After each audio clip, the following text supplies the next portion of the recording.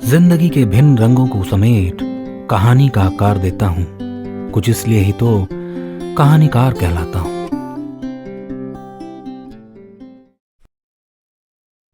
मित्रों, हमारी कहानियां सुनने के लिए हमारा चैनल सब्सक्राइब करना और बेल आइकन दबाना ना भूलें।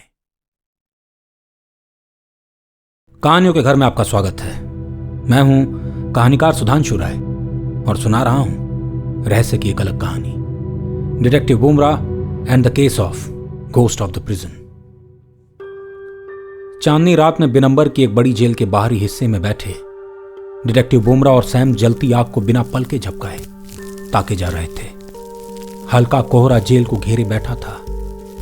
एक छोटे से स्टूल पर बैठे डिटेक्टिव जमीन पर सूखी लकड़ी के सहारे कुछ लिख रहे थे। सैम से चुप्पी सही न गई। इस जेल की कहानी कौन नहीं जानता। यहां आज भी उन मरे हुए लोगों को देखा गया है, सड़े गले से शरीर में, और अक्सर यहां के कैदी अपना दिमागी संतुलन खो बैठते हैं। अरे सुना है यहां कई 100 साल पहले लोगों को जिंदा एक ड्रम में पानी भर के डुबो दिया गया। उनको पहले तो अंदर बांध कर डाला, फिर ड्रम को ऊपर से ढक देते। घूट घूट कर मरे लोग। तुम अपनी कहानी खुद तक रखोगे? मुझे कंसंट्रेट करने दो। बुमराह का पूरा ध्यान जमीन पर कुछ बनाने में लगा था। हवा में घुली ओस की बूंदें चेहरे को रह रह कर भिगो देती। दिसंबर का यह महीना बिनंबर को ठंड की ऐसी सौगात देता कि आसपास का वातावरण खुद ही रहस्यमयी बन जाता। लगभग 5 एकड़ में फैले इस जेल की खासियत यह थी कि अगर कोई एक बार यहां आ गया तो मानो जिंदगी से कोसों दूर हो गया। उन्हें रोज 8 घंटे के लिए उजाले में लाया जाता। मजदूरी के बाद फिर से अंधेरे में धकेल दिया जाता।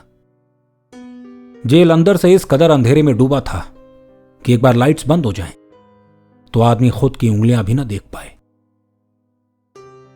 सैम उठकर आसपास देखने लगा।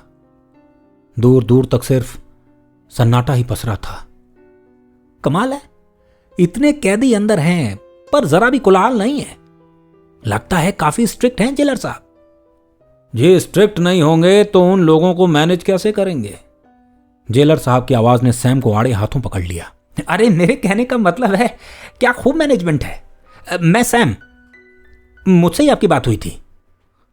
Hello Sam. और जेलर बुमराह की ओर देखकर कुछ बोलते बुमराह ने खुद ही अपना परिचय दे दिया। डिटेक्टिव बुमराह, आपसे मिलकर अच्छा लगा। चाय मिल जाती तो मजा आ जाता। क्या है, ठंड और आग दोनों के साथ चाय की बहुत अच्छी जमती है। फिर आज रात थोड़ी लंबी मालूम होती है। बिल्कुल, क्यों नहीं। समर, खास चाय। जेलर ने अपने साथी समर को इशारों में ही समझा दिया।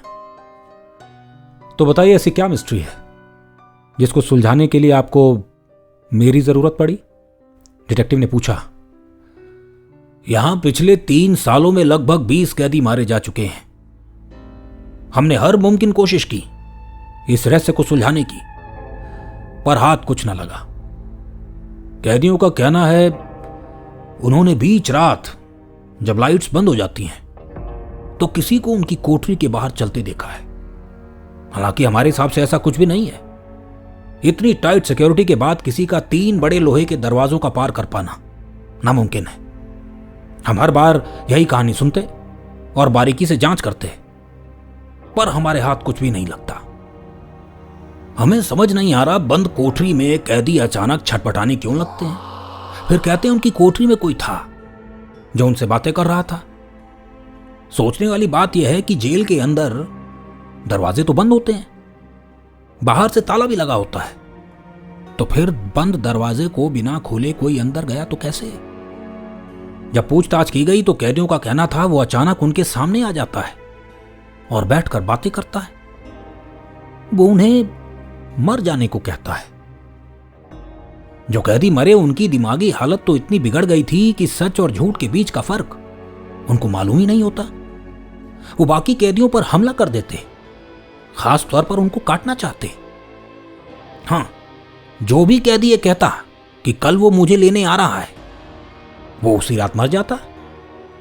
पहले तो हमें लगा ये कोई दिमागी बीमारी है और डॉक्टर्स को बुलाकर ट्रीटमेंट दी गई, पर हमारी हर कोशिश नाकाम रही। क्या किसी कैदी ने आपको यह बताया कि वो व्यक्ति जो उन्हें दिखाई देता है वो दिखता कैसा है? डिटेक्टिव अब केस के भीतर घुस चुके थे। अजीबोगरीब आकृति बताई, जैसे दोनों कंधों की हड्डियां जरूरत से ज्यादा लंबी, पीठ का हिस्सा पीछे की तरफ से बाहर को निकला हुआ, लंबाई कोई 7 फुट के आसपास। पर कोई आम इंसान ऐसा कैसे दिखेगा? और कोई ऐसी बात जो इस केस से जुड़ी हो, जैसे वो क्या बातें करते थे? आखिर जो कैदी मरे उनकी लाश किस अवस्था में मिली? क्या उनके कमरे दूर दूर थे? जो भी आपको पता हो। सैम का दिमाग भी चलने लगा। मरने वालों के पांव की उंगलियां कभी नहीं मिली, लगभग सबकी उंगलियां गायब थी। मुझसे पहले जो जेलर थे वो थोड़ा तंत्र मंत्र में विश्वास रखते थे, तो अक्सर यहां रक्षा चक्र बनवाते थे। उनके हिसाब से यहां कोई शैतान आता था। मरते तो लोग उनके समय में भी थे, लेकिन बहुत कम।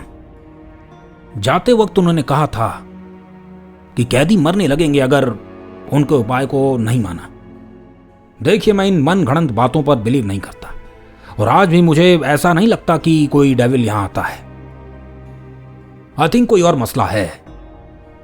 जेलर बात पूरी करते सर चाय। समर चाय के साथ वहां पहुंच गया। बुमरा ने चाय की चुस्की ली। देखिए जेलर साहब, कैदी आपके समय में लगातार मरते जा रहे हैं। सबसे पहले तो आपके जेल में कोई घूमता है, वो भी देर रात, न उसके आने का पता न जाने का। फिर कुछ कैदियों को चुनता है और उनसे बातें करता है। शायद उनको कन्विंस करता है कि उनका मर जाना ही बेहतर है। लेकिन वो मरते भी आराम से नहीं है, बल्कि दिमागी रूप से परेशान होकर। और कैदी जब मरे तो पांव की उंगलियां भी गायब होती हैं। बंद कोठरी से कोई वो भी ले गया जिसको कोई पकड़ नहीं पाया। आज की रात रोमांचक होने वाली है। डिटेक्टिव ने जैसे ही सैम की ओर देखा, सैम की गर्म चाय से जीभ जल गई। अरे रात आराम के लिए बनी है, और जल्दी क्या है? डॉक्टर शेखावत को भी तो आने दो। वो तो पहले से ही आ चुके हैं, जेल का मुआयना कर रहे हैं। पीछे की तरफ क्रिमेशन ग्राउंड है, वहां आज भी एक लाश जल रही है, वो वहीं है। अब आपको जो भी जरूरत होगी समर उसका ध्यान रखेगा। मुझे निकलना होगा। जेलर ने हाथ मिलाया और निकल गए। बुमरा और सैम के चाय के प्याले खत्म हो गए थे। दोनों बाहर से जेल को देखने लगे।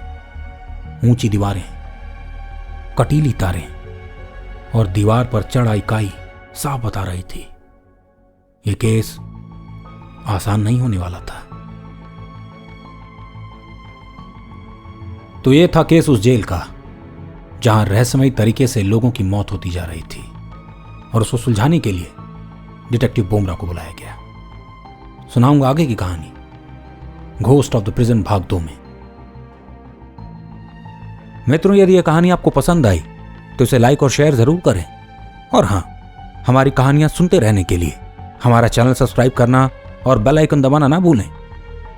आप हमें फेसबुक पर सुधांशु राय ऑफिशियल और इंस्टाग्राम पर कहानीकार सुधांशु राय के नाम से खोज सकते हैं।